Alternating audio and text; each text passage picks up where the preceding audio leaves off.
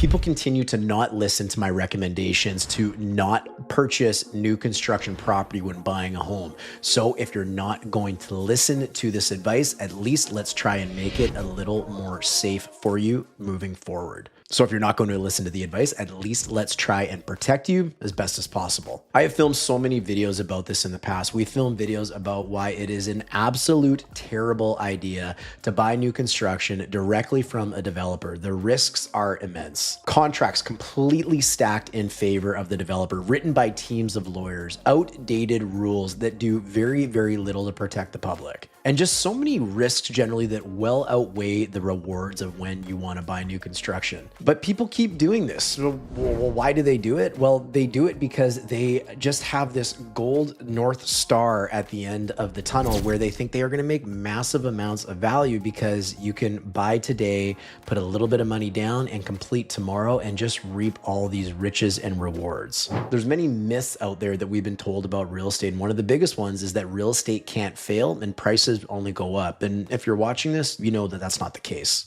But if you are someone that is dead set on buying new construction, I'm going to give you 3 top considerations of the best and biggest ways to protect yourself so you can insulate yourself against all of the problems that have happened in the real estate market over the last couple years. Finding developments that offer these can be the difference between making or breaking your purchase and ensuring that you don't end up in hot water. Hang around to the end because we are going to set you up for success if you are someone that wants to buy new construction regardless of the warning signs. And if you're a developer, you're going to want to watch this too because you might even learn something. If that sounds good, let's get into it right now. You only get one chance to buy or sell your next home. Let's get it right. Worth mentioning, my name is Darren. I'm a real estate professional specializing in the Surrey, South Surrey, White Rock, and surrounding municipalities. And I've been selling real estate right here since 2007. And since then, we've helped hundreds and hundreds of people just like you, many of whom we've met right here on this very YouTube channel, be successful in their real estate endeavors by helping make sure that they get the right advice and all the information they need to ensure that they're making educated, informed, and controlled decisions when it comes to buying and selling their property. If you'd like to speak with me and my team about your own real estate needs, you can find a link below in the description of this video where you can book a time to speak with me and my team. Okay, so I've done so many videos in the past about why people should avoid buying new construction. And this is something I believe in a ton. There is just so many problems with it that it's almost too many to count. I'm going to tell you a little bit more about that later, but you know where I'm coming from. You've seen this because it's been all over the news as of late.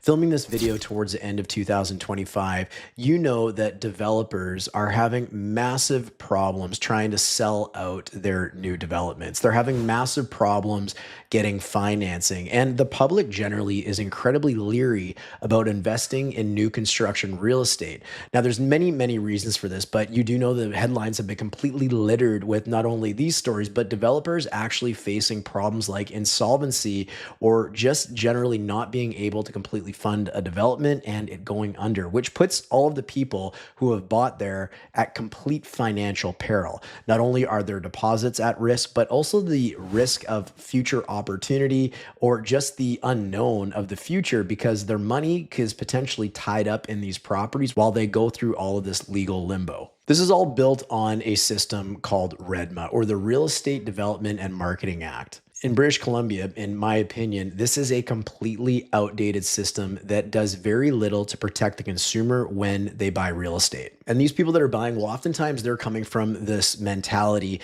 that real estate can never fail. It only goes up, it only increases in value. So the formula, well, it's relatively simple to make massive amounts of money. Put a little bit down, whether that's 5%, 10%, 20%, whatever the developer might be looking for. And you just let the lower mainland market do its thing. Just let it skyrocket to the top and you sell that property or that new development, or rather you maybe assign that property. And if you're unfamiliar what that is, we've done many videos on assignments on this channel, but you assign your rights to that contract to somebody else far before it ever completes and you just collect your profits. You make all this money. But it's not always an easy win like that. And over the last few years, that certainly hasn't been the case. Like, look at something that's been in the news just as of recent, as an example, the Belvedere complex in North Surrey. So this was a 30-story tower with 275 strata units in it. So think, big high-rise tower. And this tower did a massive, one-of-a-kind 25% off one-day flash sale. This was absolutely wild. This was lined people down the block for blocks and blocks just to get their hands on one of these units in this complex. And this was in about the spring of 2025. Now, they had a really great sales day. I believe the number that they had sold was in around 43 units, and they were trying to sell a few more, but they got 43 units offloaded in just one day. And this had never really been done before, like 25% off. That is a massive, massive sale. But here's the problem. Even with those massive discounts, 43 people coming in and buying all this real estate, it still couldn't save the Belvedere complex from going into creditor protection later that year. So filming this in November of 2025, just recently released, well, it's reported that the Belvedere complex is going into creditor protection. So what happens? Well, all of these people that have bought there, their deposits are now at risk. They don't know if and when they might be able to actually buy in this complex, because a new disclosure statement has to be released now. And that means that they might not have the same opportunities that they once had when they first signed on the dotted line. Yet another example of new construction being incredibly risky. So it says right here, under BC's Real Estate and Development Marketing Act, or REDMA, what I was referencing earlier, if a project is placed under receivership, a new disclosure statement must be filed to the BC Financial Services Authority, which giving purchasers the right to rescind their purchases and opening the door for more buyers to back out of the project. Buyers that maybe bought before this 25% flash sale, who now are not so excited and enthusiastic about the prices that they may have paid when they first got into it. This is done by a developer called, well, actually, I won't tell you the name, but you can certainly find it if you Google the Belvedere project in Surrey. I don't want to put the developer under the bus here, but they're also currently facing insolvency in 2 other projects, or at least that's reported to be the case according to BC's Supreme Court filings in Metro Vancouver. But all of these issues, all of the things that can go wrong with new construction, people still buy them. So we're not going to get into many of the things that I've talked about in some of my other videos, and I'm going to let you know how to find those towards the end of this video so you can get the full picture. But I do want to let you know, if you are dead set on buying new construction, the 3 things to look for in the developer, which will help you protect yourself, which so many people who are in hot water that are at the mercy of maybe losing their deposits or even getting sued by the developer because they can't complete on their units in 2025, if they had have looked for 1, 2, or if not 3 of these 3 things that I'm going to share with you, they could have absolutely avoided all of that heartache. So let's get into them right now. And the overarching umbrella that covers all 3 of these is financing. So why do I say financing? Well, I want to paint a little bit of a picture for you.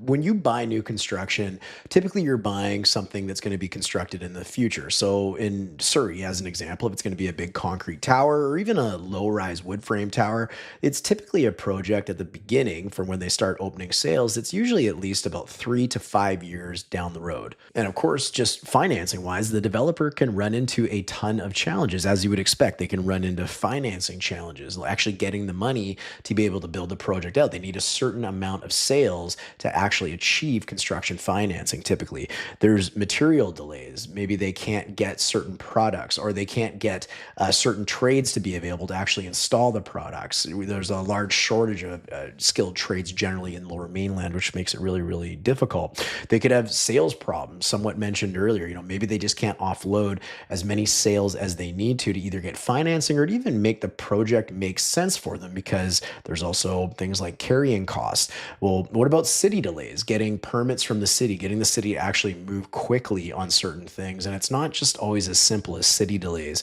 There's so many environmental protections. There's things like First Nations you have to consult with. Depending on where the project is, there can be a lot to unravel there. There's just so many things effectively, as you're getting right now, that can go wrong.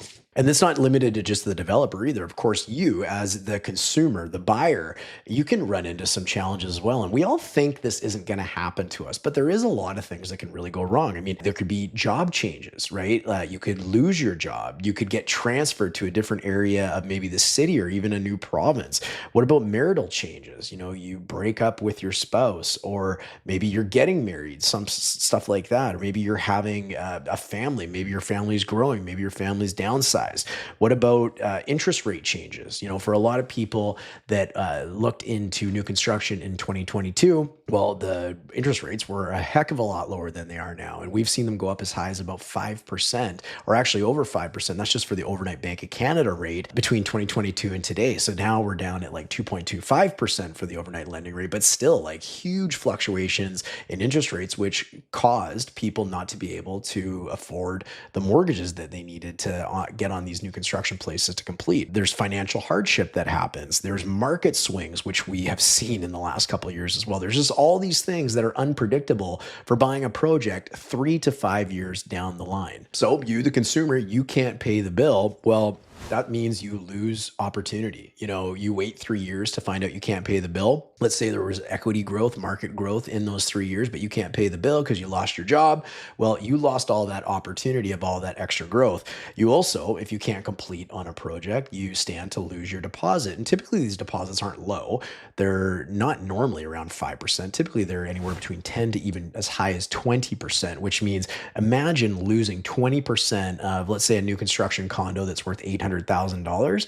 Imagine losing 20% of that amount. That's $160,000 that you stand to lose trying to predict the future that you're going to be able to complete on this without any issue 3 to 5 years down the road. And the worst of all is not only can you completely lose your deposit, but the developer could also sue you for breach of contract and any damages that you may cause in terms of them having to resell the unit and even reselling it at a loss. This isn't an abnormal thing. Like, this has happened to a lot of people as of recent. And I'm sure if you're watching this and maybe it's happened to you, or maybe you know of it happening to one of your friends, and I encourage you to go into the comments and share your story, share your experiences in working with new construction. And if you yourself or anybody that you know has ran into hard times or hardships and hasn't been able to complete on their property, especially as of recently, let people know in the comments and share that. And if you're someone who's wondering about buying new construction, go read those comments, go see what people are saying, and just know that these are real people with real stories that ran into some incredible challenges that were completely life-altering. So make sure you read those and even share this video with anybody you know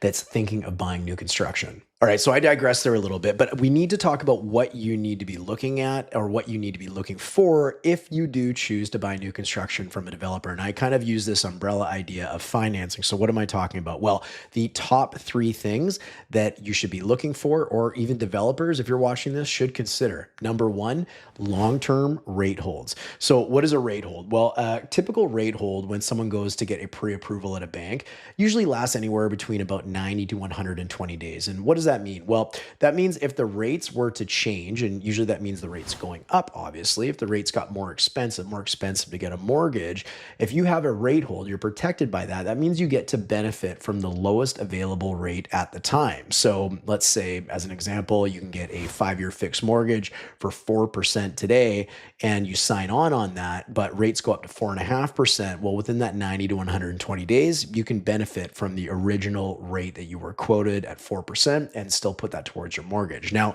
here's the kicker. These things expire. As I said, they're usually 90 to 120 days. So when it comes to a project that's 3 to 5 years down the road, obviously we got some math problems here. That is a lot longer than 90 to 120 days. So some developers have organized, and typically with big banks, they would have organized this, where you can get a long-term rate hold. Maybe it's 1 year, maybe it's 2 years, maybe it's 3 years, maybe it's for the life of the project. But these big banks are really saying, look, we will guarantee you the rate of today, whatever rate they might be offering on that project, we will guarantee you that until you complete on this property. And what that does is that helps insulate you from any spikes in the rates in the coming time while you're waiting for this project to complete. This is a huge benefit because I want you to think about all the people who might have bought new construction in 2021, 2022 that was due to complete in 2024 as an example. Well, the rates that they originally thought they would qualify qualify for when they wrote those offers versus the rates that they had to close on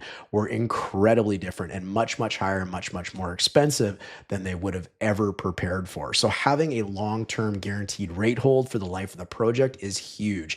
Now, there is lenders out there, typically the big banks, that will do longer term rate holds, but you got to read the fine print. You need to really understand this to a T. I mean, some state that they offer extended time frames, a lot of them do, but here's the kicker. This typically applies to select properties only. It usually has to be arranged in advance. And when I say read the fine print as well, you need to remember that banks are going to tell you all the reasons they are awesome, but none of the reasons that they're not. So you need to understand what you're looking at. Before we jump into the next one, I want to mention if you're looking at buying a home, whether that's in White Rock or Surrey or anywhere in British Columbia, you're going to want to take advantage of our free PDF download, 21 grants, rebates, and incentives for home buyers and homeowners just like you.